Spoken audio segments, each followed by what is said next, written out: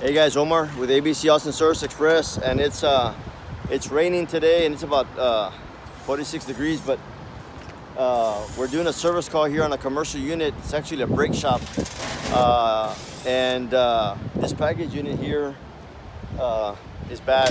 It's probably about 25, 26 years old, but we found the heat exchanger, which is in here. The heat exchanger, the gas unit. You see the gas line right here. That's the gas line, and that fell off. And in here, it's got the burners, but the heat exchanger is in there, and it's cracked, full of holes.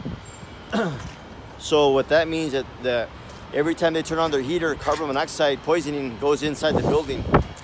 Which is bad. The people get sick, people can pass away, can die because of that here. So the unit also compressor doesn't work.